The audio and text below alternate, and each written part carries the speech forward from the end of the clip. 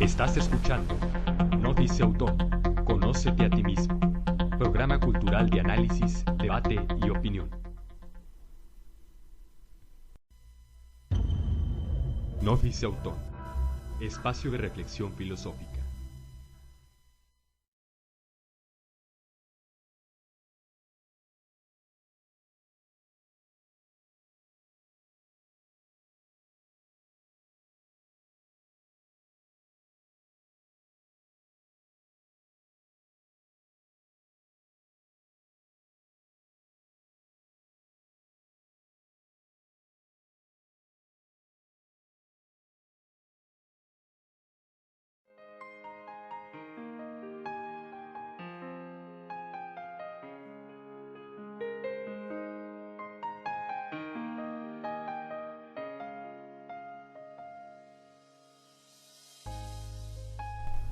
¿Qué tal, amigos de Conócete a ti mismo? Soy Ricardo Espino, los saludo con mucho gusto.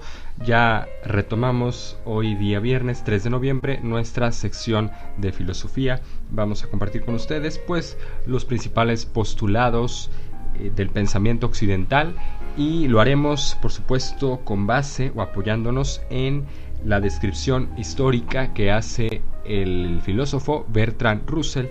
Recordemos que estamos recorriendo paso a paso, etapa a etapa, las diferentes aportaciones filosóficas y hoy corresponde en nuestra tercera ya sesión hablar de la figura e impronta de Heráclito, este pensador también parte de la escuela de los presocráticos, es decir, aquellos que precedieron al gran filósofo Sócrates, el que hizo, digamos, el que marcó un parteaguas en la historia también del pensamiento y de la filosofía. Y bien, en cuanto a Heráclito hay que decir lo siguiente. Ante todo, hoy en día soy corrientes dos actitudes opuestas frente a los griegos.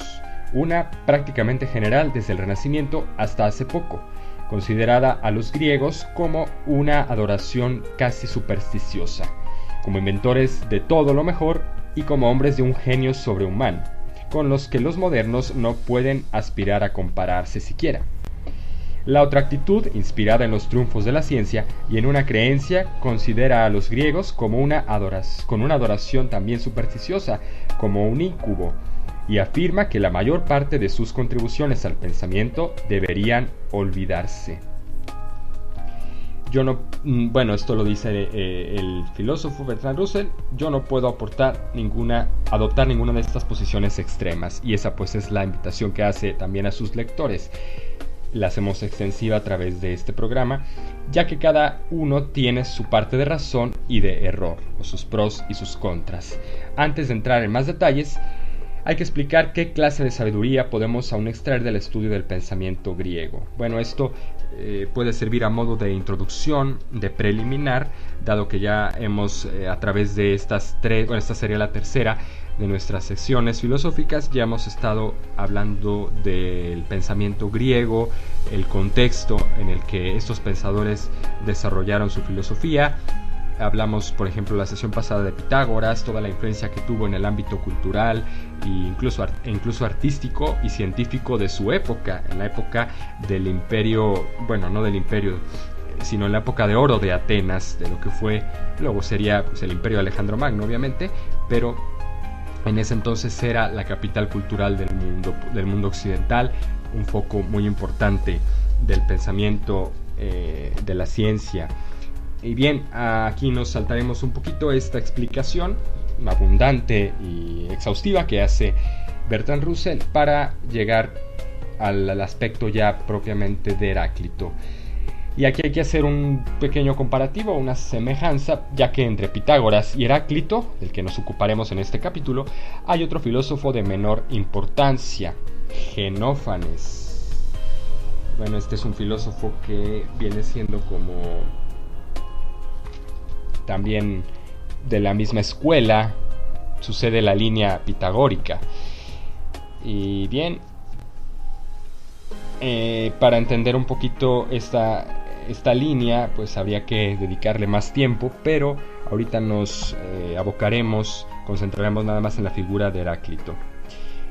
Heráclito, aunque jonio, no pertenecía a la tradición científica de los de Mileto. Acuérdense que en el primer apartado, en la primera sesión de esa sección filosófica, hablamos de la escuela de Mileto, conformada por Tales, el fundador, Anaximandro y Anaxímenes. Aquí, por el contrario, hablamos de un Heráclito místico, una especie de clase, pero de clase especial. Consideraba el fuego, aquí atención, el fuego como sustancia fundamental o el principio de todo, ya que todo, como la llama en un fuego, nace por la muerte de otra cosa. Los mortales son inmortales y los inmortales mortales. Unos experimentan la muerte de otros y mueren la vida de otros. Existe unidad en el mundo, pero compuesta de una combinación de elementos opuestos. Todas las cosas proceden de una, y esta una de todas las cosas. Pero las muchas cosas tienen menos realidad que una sola, que es Dios. Va igual desglosando o desmenuzando un poquito a partir de su principio fundamental todos los demás principios. Bueno, en este caso hablaríamos aquí de Dios como principio fundante o el sustentador, el absoluto, y las cosas que dependen de él o están subordinadas a él. Esto para que veamos que es un patrón común, un común denominador en todos los filósofos, ya sean de corrientes de un tipo, de otro, más proclives a un pensamiento científico, cientifista, o más teocéntricos, etc. En fin, todos van a tener estas trazas en su sistema o en su postulado. Por lo que queda de sus escritos, no parece haber sido un carácter amable. Era despreciativo y lo contrario de un demócrata.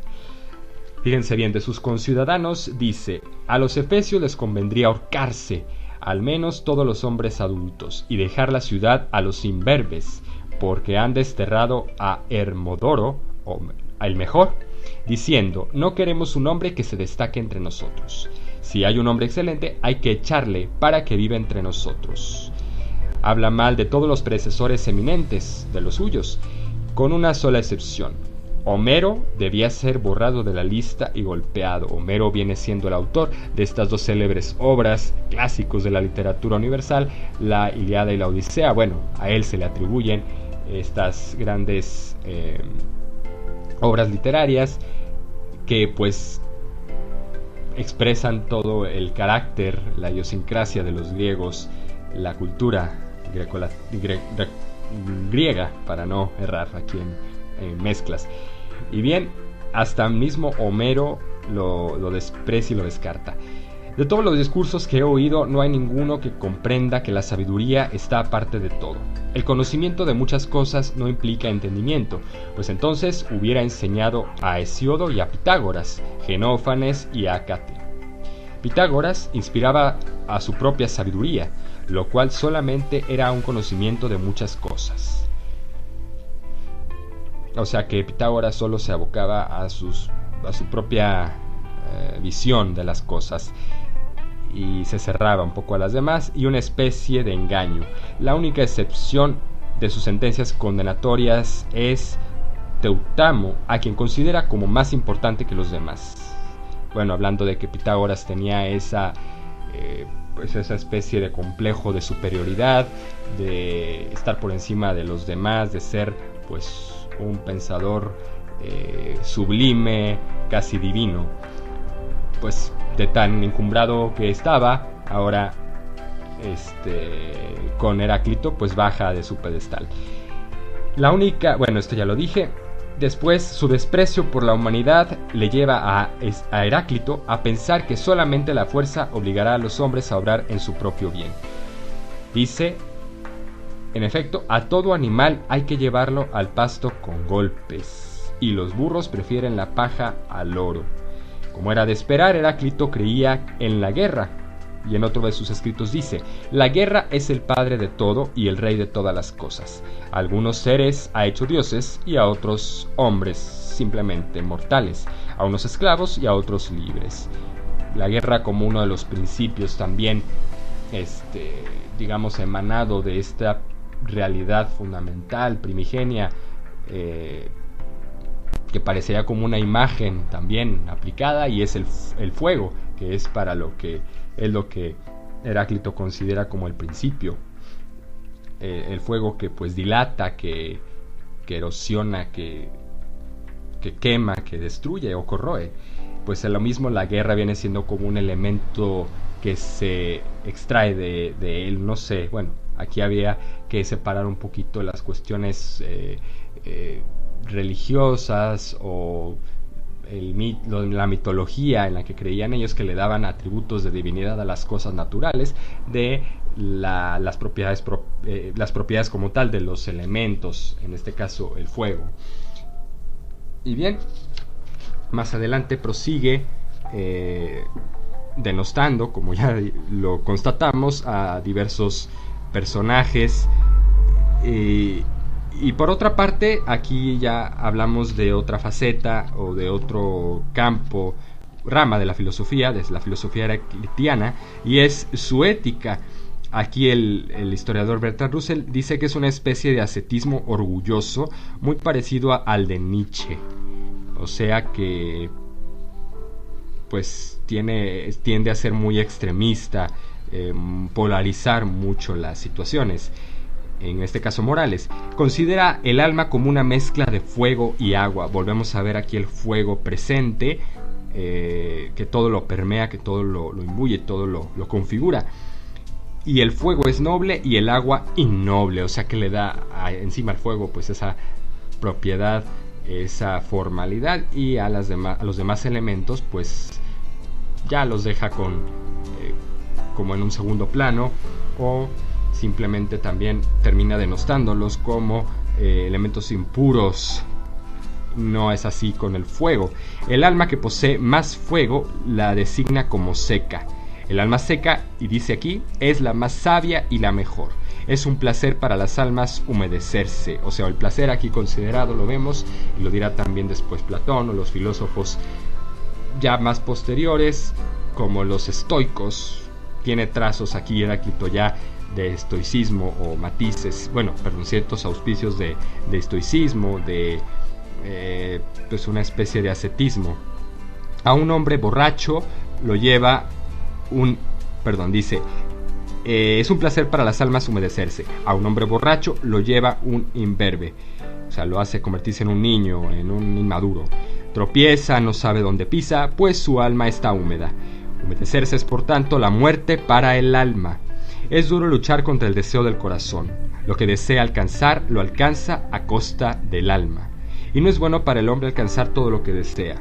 Se puede decir así que Heráclito aprecia el poder obtenido por autodominio y desprecia las pasiones humanas que distraen al hombre de sus ambiciones centrales. O sea que tiene esta, como buen pitagórico, aritmético, tiene muy marcada en su línea de pensamiento o en su esquema mental esta dualidad, que pues sabemos que es evidente en las cosas, pero de una forma, como decimos, muy polarizada, donde, por así decirlo, el uno es el malo y el dos es el bueno, o el impar es el puro y el par impuro, etcétera, ¿no? Para más o menos ir entendiendo esos esquemas de pensamiento que serán pues una nota característica de los griegos. Bueno, a este punto vamos a hacer una breve pausa. Más o menos ya hemos delucidado a grandes rasgos lo que es la figura de Heráclito.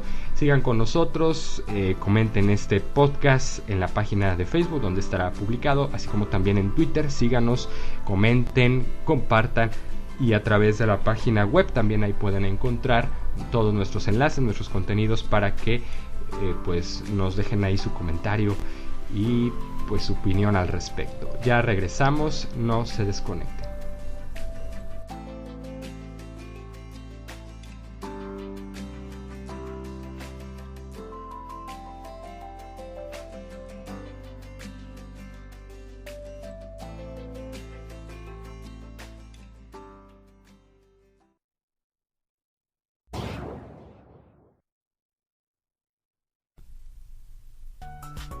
Es tiempo de darle una oportuna afinación a tu motor.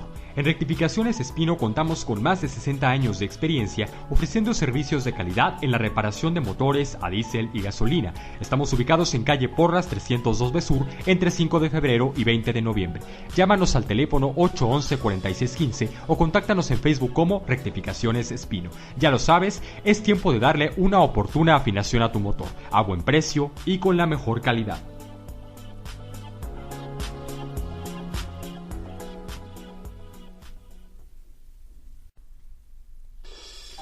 La Dimensión Nacional para la Nueva Evangelización y Catequesis, a través del Arzobispado de Durango, te invita a participar en la 12ª Jornada Catequística Nacional, que se llevará a cabo del 20 al 23 de noviembre de 2017, con la participación de catequistas de diferentes partes del país, en la que se tratarán temas de interés como la familia, la misericordia y la catequesis hoy por hoy. La cita es en las instalaciones de la Feria Nacional Durango. Participa e inscríbete a través de la página www.dinnes.org, www.dinec.org.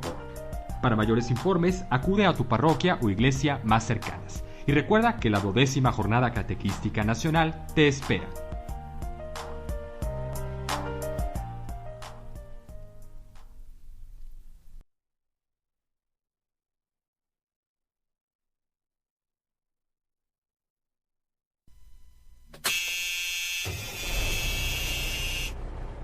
Lo barato cuesta caro, y si se trata de motores, mejor acude a los expertos. Rectificaciones Espino. Reparamos el desgaste de motores a diésel y gasolina. Más de 60 años nos respaldan. Rectificaciones Espino presenta. Estás escuchando No Dice Autor, Conócete a ti mismo. Programa cultural de análisis, debate y opinión. No dice autor. Espacio de reflexión filosófica.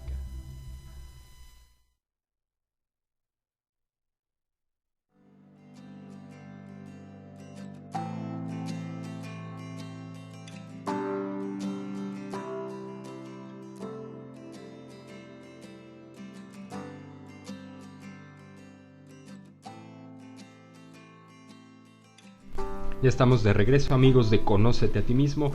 Les recordamos que pueden hacernos llegar también sus puntos de vista con respecto a estos temas a modo de un debate. Sería interesante pues contrastar posturas, puntos de vista u opiniones sobre este particular, sobre lo mismo que estamos tratando, para pues enriquecer este espacio, para actualizar un poquito o hacerlo actual estos postulados, estas aportaciones filosóficas a nuestra vida concreta, a lo que pues día a día nos interesa, a nuestros problemas, a nuestras preocupaciones. Interesante analizar desde el enfoque o el ente filosófico nuestra propia realidad cotidiana. Esto no, pues sí lo habíamos dicho quizá o se habría sobreentendido, pero ahora es más importante tenerlo en cuenta para que pues esto sea de verdad provechoso. Y bueno, aquí hay que hablar de otro aspecto, otra faceta de este pensador Heráclito, y es que la actitud de él frente a las religiones de su tiempo, por lo menos en lo que se refiere a la báquica, es muy hostil. La religión báquica se refiere estamos de acuerdo en que se trata del dios Baco, el dios del vino, el dios del desenfreno, del placer, de las pasiones, etc. Por contrastarlo con lo que habíamos dicho justamente antes de la pausa, que era la postura, digamos, ascética de Apolínea, como la denominaría Nietzsche también en sus escritos. Ahora se contrasta con la otra divinidad, que es el dios Baco.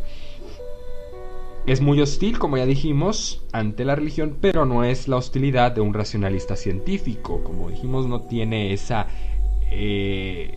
actitud tan extremista de los cientifistas. Él tiene su propia religión y en parte interpreta la teología corriente de modo que se ajuste a su propia doctrina. En parte la rechaza con gran ira. Y es que se le ha llamado báquico y se le considera como intérprete de los misterios. Dice Bertrand Russell que no cree que los fragmentos correspondientes a este tema apoyen la idea. Por ejemplo, los misterios practicados entre hombres no son sagrados. Esto lo dice Heráclito. Y ello nos hace suponer que pensaba en misterios que no eran no sagrados, sino muy distintos de los que se celebraban. Hubiera sido un reformador religioso si no hubiera despreciado demasiado al vulgo para emprender una propaganda. Es decir, que lo corriente, lo populachero, lo tradicional como que no lo aprobaba mucho Heráclito, no era de su vamos a decir, sí, de su beneplácito. Y aquí Bertrand Russell apunta a dos manifestaciones existentes de Heráclito que se refieren a su actitud frente a la teología de su época. Y dice: el señor que posee el oráculo de Delfos no profiere ni oculta su parecer, sino lo demuestra por un signo. Y la sibila, que con labios enloquecidos profiere cosas tristes, sin adorno y sin aroma, abarca más de 1000 años con su voz, gracias al Dios que hay en ella. Otro de sus trazos o de sus evidencias religiosas lo dice esta frase: las almas se derriten en el Hades, o sea, se consumen, se pierden. Las muertes más grandes obtienen partes mayores, y los que sufren estas muertes se convierten en dioses. Sonámbulos, magos, sacerdotes de Baco y sacerdotisas del vate del vino son traficantes en misterios. Los misterios practicados entre hombres no son sagrados, o sea, como que a los hombres no les da esa cualidad o esa accesibilidad a la divinidad como vemos que la tenían claramente los escritores de la época o los literatos como Homero, por mencionar a alguien a quien el mismo Heráclito despreciaba. Y rezan a estas imágenes como si se hablase uno a la casa de un hombre, sin saber lo que son dioses ni héroes. Porque si no fuera por Dionisio, por lo que hacen una procesión y cantan vergonzosos himnos fálicos, aún obrarían con menos vergüenza. Pero el Hades es lo mismo que Dionisio, en cuyo honor se enloquecen y celebran la fiesta del vino. Dionisio es el mismo dios que Baco, para no perdernos. En vano se purifican marchándose de sangre, como si alguien que ha estado en el barro pudiera lavarse los pies con barro. Cualquiera que le viera obrar así le tacharía de loco. Y bueno, es que Heráclito creía que el fuego era el elemento primordial del cual todo lo demás se ha formado. Ya lo dijimos, ya se señaló desde el principio. Tales, por otra parte, según recordará el lector, creía que todo estaba hecho de agua. O sea, el agua viene aquí a pasar a un segundo plano, como ya dijimos, a adquirir un carácter de impureza, de, vamos a decir, pues en pocas palabras, de no principio fundante de la realidad, sino ya de composición o mezcla. Anaxímenes pensaba por su parte que el aire era el elemento primitivo, esto para recapitular a los de la escuela de Mileto. Heráclito prefería sobre todas las cosas y elementos el fuego. Y por fin Empédocles sugirió un compromiso diplomático. Empédocles es otra figura perteneciente un poquito también a esta línea, a esta escuela de pensamiento, admitiendo 4 elementos como para congeniar o conciliar todas las posturas: tierra, aire, fuego y agua. Es el famoso filósofo de los 4 elementos. La química de los antiguos, o alquimia, para más o menos identificarla con propiedad en el tiempo, se paró en este punto. La ciencia, por tanto, no progresó hasta que los alquimistas mahometanos, mira, aquí lo está diciendo el mismo Bertrand Russell, se pusieron a buscar la piedra filosofal, el elixir más bien, de la vida, y un método para convertir los metales innobles en oro. La metafísica de Heráclito es la suficientemente dinámica como para satisfacer al más inquieto de los modernos. Y dice Heráclito: este mundo, que es lo mismo para todos, no está hecho ni por los dioses ni por los hombres, sino que fue siempre, es ahora y siempre será un fuego sempiterno. Fíjense que aquí no dice eterno, sempiterno es otro grado, otro nivel inferior, que luego en la teología cristiana católica pues se entiende como el estado de los ángeles o de los hombres ya post-mortem, en el que viven esa realidad sempiterna, que no es lo mismo eternidad que sempiternidad. Entonces dice que será un fuego sempiterno, el elemento fundante de la realidad, con unidades que se encienden y otras que se apagan. Principio de dualidad aquí presente y complementario.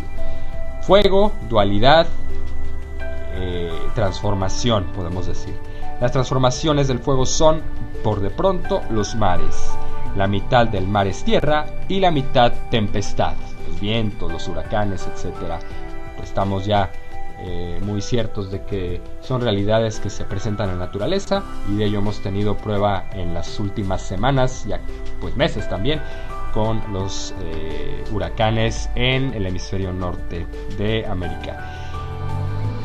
En un mundo semejante se puede esperar un cambio perpetuo, que es lo que decía Heráclito, cambio y devenir. Esto será también un concepto con el que los filósofos lo identifican, el devenir de las cosas, o la dialéctica, que luego Karl Marx, la filosofía marxista, tomará, o el materialismo histórico. Sin embargo, tenía otra doctrina que le era más esencial aún, dice Bertrand Russell, que la idea de la corriente perpetua, y era la teoría de la mezcla de cosas opuestas. Los hombres no saben cómo lo discorde está acuerdo consigo. Es una armonía de tensiones opuestas, como el arco y la lira, o dialéctica, vamos a decir. Lo viene aquí detallando. Su creencia en la lucha va unida a esta teoría, porque en la lucha se combinan los antagonismos para producir un movimiento armonioso. Hay unidad en el mundo, pero esta unidad es el resultado de diversidades o contraposiciones. Parejas son las cosas enteras, y las no enteras, lo unido y lo separado. Y las no enteras, perdón, enteras y no enteras, son diversas categorías. Lo unido y lo separado, lo armonioso y lo discorde. Toda la realidad es así, lo dulce, lo amargo, si nos vamos a más ejemplos. Lo uno está hecho de todas las cosas, y todas las cosas proceden de lo uno. O sea que ella admitía esta realidad del uno, que luego habrá otro filósofo del que hablaremos más adelante, que será Parménides, quien destaque este principio y se lo atribuya como propio. Lo bueno y lo malo, todo es uno. Para Dios todas las cosas son buenas y como deben ser, pero los hombres consideran unas como buenas y otras como malas. Fíjense aquí qué cosas, qué pues riesgo o audacia tiene este filósofo en admitir este tipo de afirmaciones, porque pues está dándole a Dios, no le está dando a Dios pues esa autoridad suprema o esa determinación absoluta, porque pues Dios ni siquiera funda el mundo para Heráclito, y pues tampoco es juez ni árbitro de la realidad. Entonces aquí algunos también filósofos modernos tomarán estos postulados como fundantes de su materialismo, racionalismo, etc.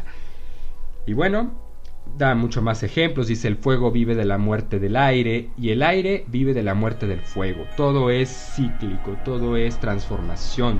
O diría Lavoisier, el científico ilustrado francés, bueno, austriaco francés, no recuerdo bien, la materia no se crea ni se destruye, todo se transforma. A fin de cuentas vemos que los filósofos griegos pues dieron ya la pauta, o abrieron brecha, digamos, en el camino del pensamiento humano, nos dieron más o menos la línea a seguir, y ya todo lo demás ha sido pues un glosario, podemos decir, bueno, no sé si estén de acuerdo conmigo, yo lo pienso así, un desarrollo de este mismo pensamiento ya auspiciado por los griegos. Pero ojo, como bien lo dijo Bertrand Russell al principio de nuestra lectura reflexiva, no hay que dejarse llevar por las generalidades, las generalizaciones, sino tener cada quien un propio criterio. Les agradezco mucho su atención. Ya en la siguiente sesión filosófica, en la próxima semana, hablaremos de Parménides. Ya más o menos lo fuimos introduciendo con el principio del uno, que luego él desarrolla de forma más peculiar. Y bien, pues con esto me despido. Soy Ricardo Espino, su amigo, conductor de este espacio, y espero pues sus comentarios, su retroalimentación, sea, como ya dije antes de la pausa, a través de la página de Facebook. En Twitter también nos pueden seguir, o en la plataforma Spreaker, donde escuchan directamente el podcast. Ahí pueden dejar su comentario, su anotación. seguirnos también desde esta plataforma. Descarguen la aplicación Spreaker, se encuentra también ahí disponible en Play Store. La pueden descargar para seguir los contenidos, interactuar con ellos a la hora que gusten. No es necesario seguirlo en vivo ni en línea, para que pues nos sintonicen y sigan con nosotros. Gracias por su atención, hasta la próxima.